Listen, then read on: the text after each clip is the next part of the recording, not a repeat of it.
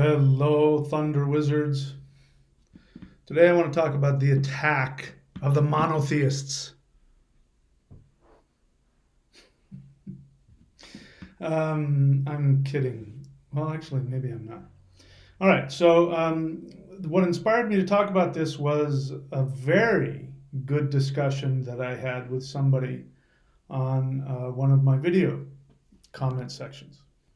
So bear in mind, if you leave a comment on my video that anybody can see, you don't send me an email, which please don't do that unless you're a client or a student, or you're inquiring about some, paid service. Please don't email me. But if you put something on the comments that everybody in the world can see, I assume that you want to have a discussion and you're willing to have me analyze what you've said. If you don't want that, then don't do that. There was a comment that I talked about not too long ago, and I said I tried to be very kind about it, but I said on the video, I said, I would never publicly say that about one of my family members, and if you left that comment, I invite you to take it down, for your own, for your own peace of mind, and take that off. And I believe they did. But in this particular instance, this was an individual, I don't even know what video it was. It was something having to do with, I was comparing Jesus' sacrifice with Odin's sacrifice, and I was talking about how irrational and illogical the whole mindset behind, Jesus' supposed, self-sacrifice. Because, the sacrifice, first, before I get into that, let me just say something very clear. If you are a monotheist, if you are of the Abrahamic tradition, persuasion, whether you're a Christian or a Muslim or a Jew, or any offshoot of that, Mormonism, Jehovah's Witness, doesn't matter. If your main assumptive belief about the universe comes from the Abrahamic tradition, then you need to know something. The Abrahamic tradition is incredibly new in human history. I remember being out in public somewhere, somebody was talking, he wasn't talking to me, so I didn't say anything because, if you don't ask for my help, it's none of my business. But I overheard somebody saying, yeah, I worship the original God. I worship, Jesus and Jehovah. And I was just like, oh my God, how, people honestly think that. I was taught that. Certainly that's what the book of Genesis teaches, is that the first God was Jehovah, and that then there was all these other gods that came afterwards, and that was people, and so get back to the original. But here's the fact of the matter. And this is not up for debate, you guys. There's this thing called objective reality. We can prove this. In terms of human history, the worship of Jehovah as the one and only true God was first introduced to the world, I believe, in the year 350 something BC. I don't have the exact date in my head. You can check it out. It was introduced when the Jewish elite and the priests came back from their Babylonian captivity. The Babylonian captivity is actually something that took place. That is a real thing that did happen in history. So that's one of the things in the Old Testament that we can verify. The rest of it, the captivity of the Jews or the Hebrews in Egypt and the slavery never happened. Moses leading the people out and going into the Canaanites and defeating the Canaanites never happened. We know this. Why do we know this? Because the objective history is very clear. Getting back to, I won't get into that part, but getting back to the belief in Jehovah as the one true God that was set upon the stage of the world when the Jewish elite and the priests came back from their captivity. And they brought this new religion, and they had written it down in what we know of now as the Old Testament. Yes, it was drawn on some pre-monotheist things in multiple societies around that region. So it's true, some of it is based in older, but it was morphed and warped to focus on this one God, which never existed before. To understand why they did this, we have to understand what was going on in the world at that time. So one of the things we need to know about that mythology, because bear in mind, they brought back a very powerful mythology that was extremely successful in uniting the Judean people. Extremely successful. It's called nationalism. It works extremely well. And they created a new mythology about themselves because they didn't like who they were. They didn't feel, it's the same thing that happened in pre-World War II, pre-World War II Germany. What happened is after World War I, Germany was, just in tatters, and it lost the war, and its self-identity was all screwed up. And here comes the Nazi Party with we are the Aryan race, the true blah, blah, blah. And it was very good at uniting people and feeling good about themselves in a very extreme way. The Abrahamic tradition, its function was the exact same thing. Because what was going on? Okay, so first off, the myth that the Hebrews conquered and eliminated the Canaanites is 100% false. Why is that? Because the Jews themselves are none other than the descendants, the direct descendants of the Canaanites. Their religion in the beginning, when you look at Genesis, they don't talk about Jehovah, they talk about Elohim. Now, try and ask a Jewish scholar, why is God called in the plural? And why does God say, let us go down? Let us go down. And why Elohim is plural? Why is, and they'll say things like, well, it's too mysterious and it's deeper than we can. It's not mysterious, it's not deeper than we can comprehend. It's that is what the rallying point was of the Canaanites. The Canaanites believed in the council of the gods, the Elohim. And this was so ingrained in their mindset and in their vocabulary that when these elites brought back this new monotheist tradition, they had to connect with people on the level of their understanding, which was the Elohim, the gods.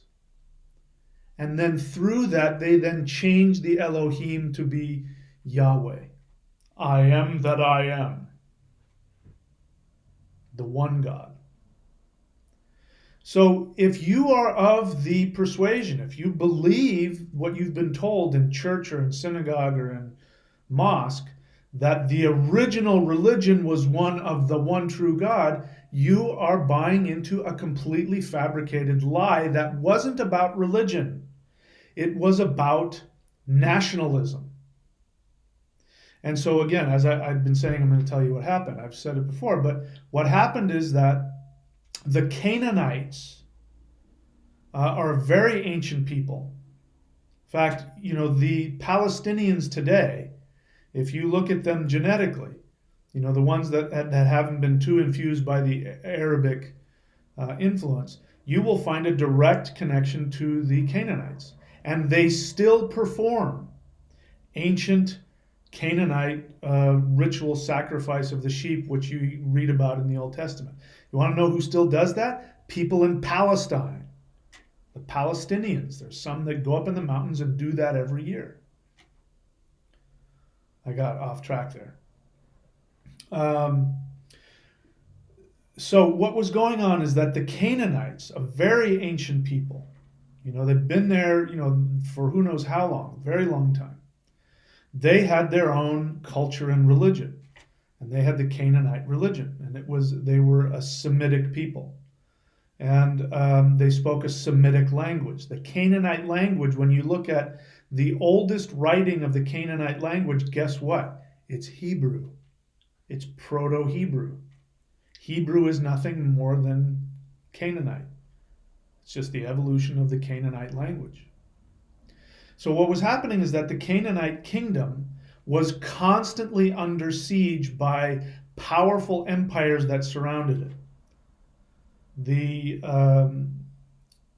The Phoenicians, the Babylonians, the Egyptians, whoever it was, they would conquer that whole area, and then they would subjugate that people, and then those people would have to pay taxes and tribute and give slaves and all that kind of stuff. So this was their history for hundreds of years.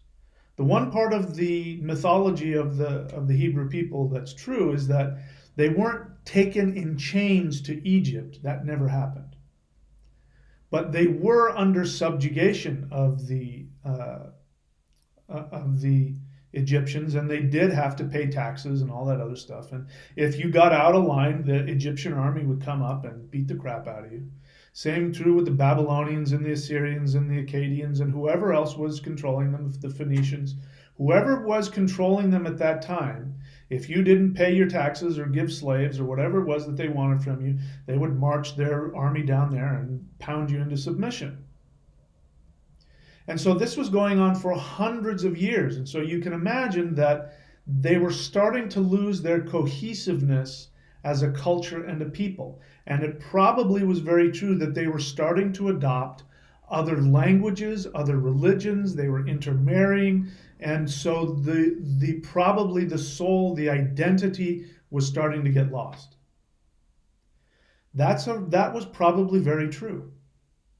And so when the elites were taken into captivity and they started to write this new mythology for themselves, they couldn't point to the Babylonians because that would be,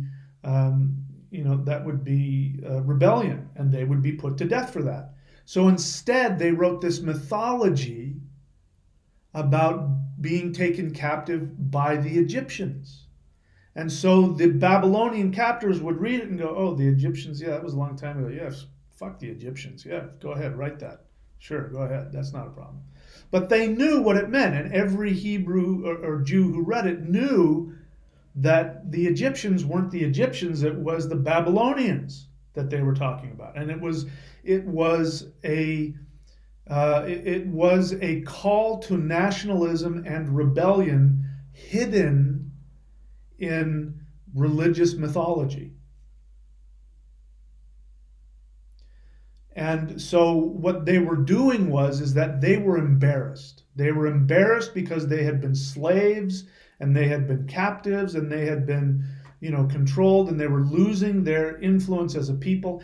And the elites especially wanted to hold on to their control. And if the Canaanite, which at that time was called Judea, it split off from Israel and Judea. That's all true.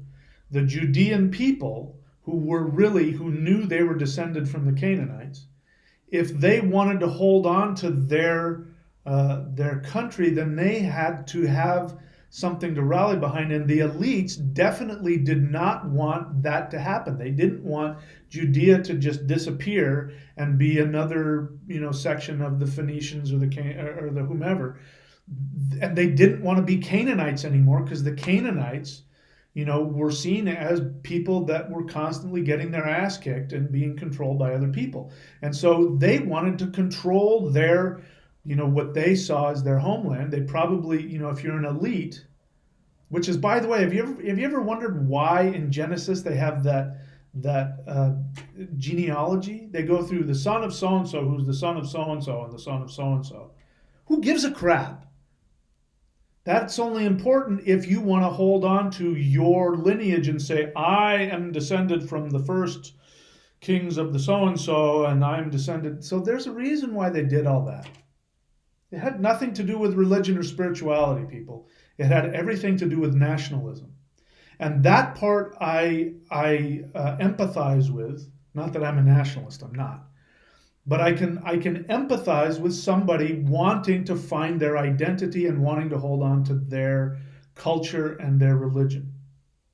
But where I differ with them is that they were such pussies that they had to turn their hatred onto themselves. So the whole story of Moses and Joshua coming in and destroying the Canaanites, killing the men, the women, the children, the animals, was a clear message that they hated their own ethnicity, they hated their own traditions, they hated their own history, and they wanted to wipe their history off the face of the planet and start over again.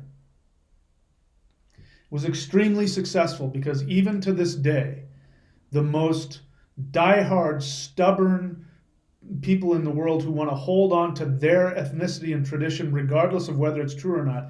I mean, there's nobody more fiercely committed to their tradition than the Jews. Nobody. So it was an incredibly successful campaign. But it was politically motivated and it appealed to people's sense of self-hatred. Same with the Nazis. The Nazi Party worked really well because it appealed to people's self-hatred. And when you feel crappy about yourself, you overcompensate. You don't go, yeah, you know what? I really am a good person, and so are you, and let's get along. No, you overcompensate and you say, I'm better than you. That's why Jehovah says in the Ten Commandments, he says, thou shalt have no other gods but me. And if you know, there's at least 3 commandments that are forcing you to only worship Jehovah, which means that he's very insecure about it, because if he wasn't, he would just give 1 commandment.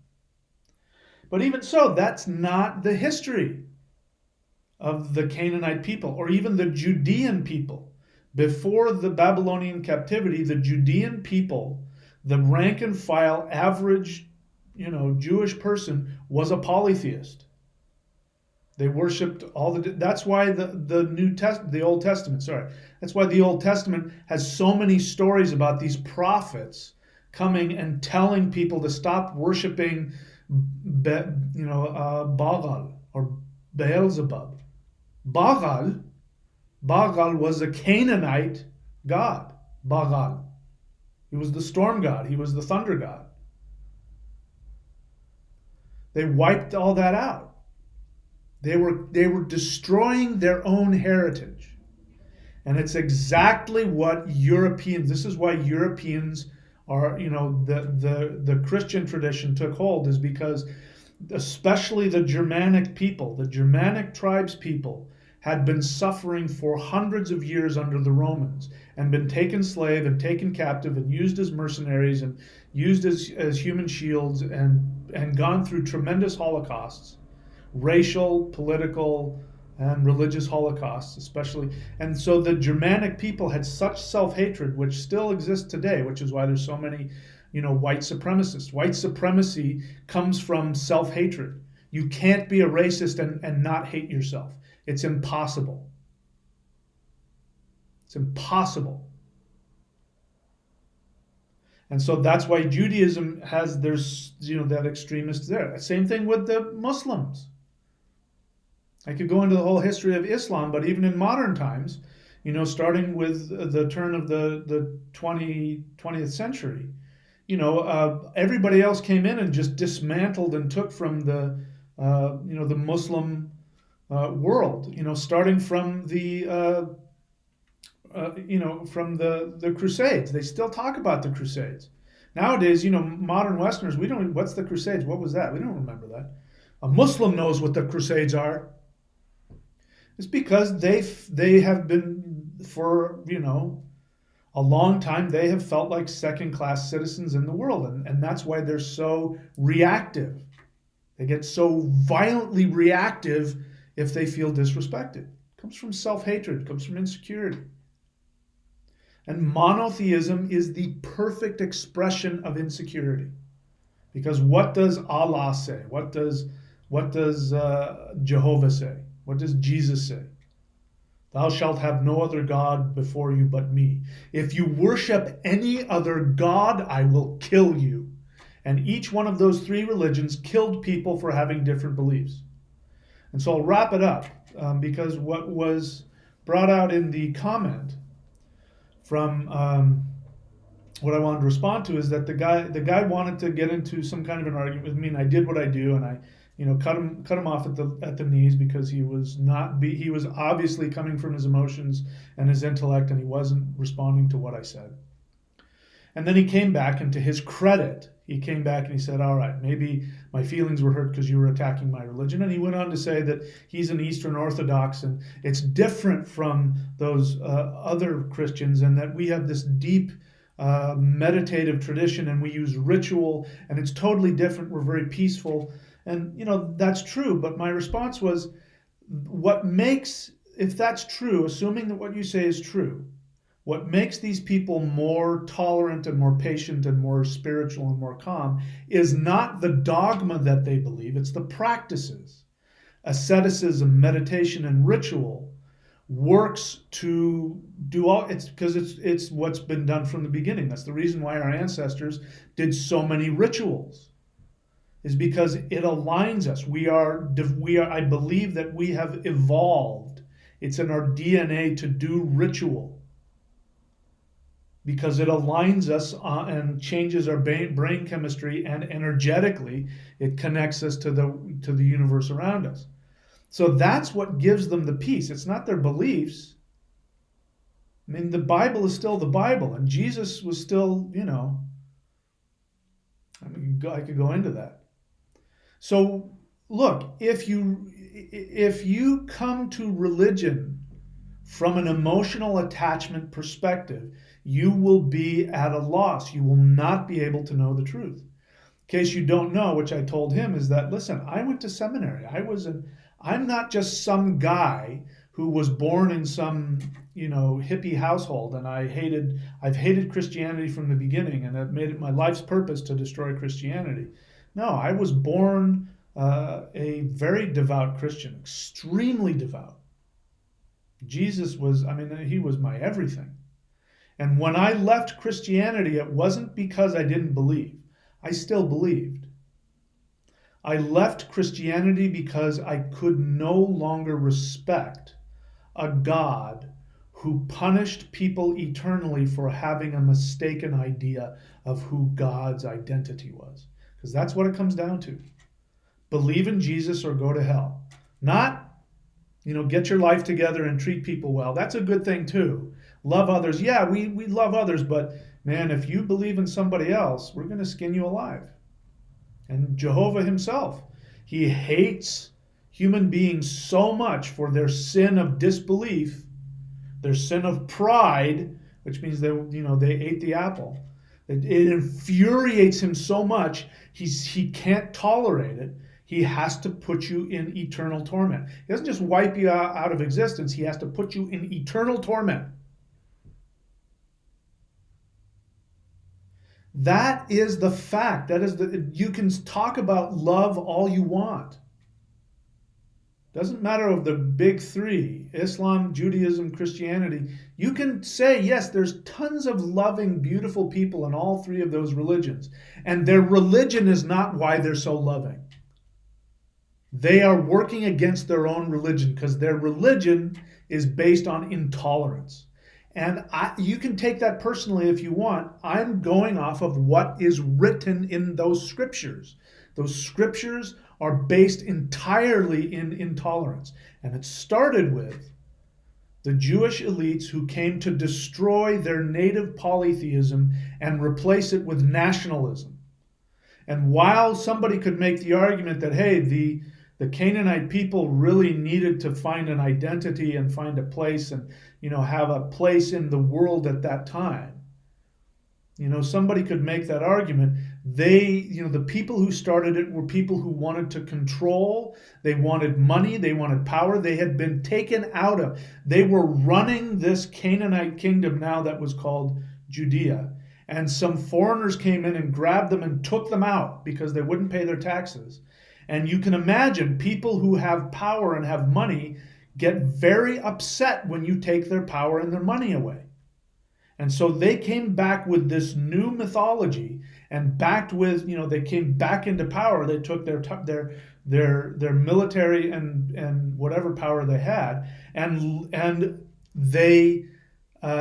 they legislated their own belief, which means that it became illegal to believe in anything else. And it's in there. If you believe in another god, or if you practice any kind of witchcraft, which is just shamanism and paganism, they will stone you to death, they will burn you to death, they will kill you so there's no doubt in my mind that there was a Holocaust when they came back. We don't know it because it wasn't written. Nobody was allowed to write the history of it, but there's no doubt in my mind that the Jewish elites came back, took their power back, and quelled what must have been a very strong polytheist religion and put a lot of people to death.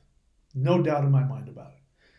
We did the same thing. We did it in Europe. We've done it here. Witch trials, blah, blah, blah. Okay? All right, so that's my talk about my rant about the attack of the monotheists. All right, so I'm going to have to take a call here in a couple seconds. I will talk to you guys very soon. Please go to neo.thunderwizard.com, courses.thunderwizard.com. And, by the way, if you want to save a ton of money for the month of May 2019, astrology and rune certifications, both are half off. You can get 2 for 1. You can get both certifications for the price of one. Okay? All right, so that's it for me, you guys. I will talk to you guys very soon.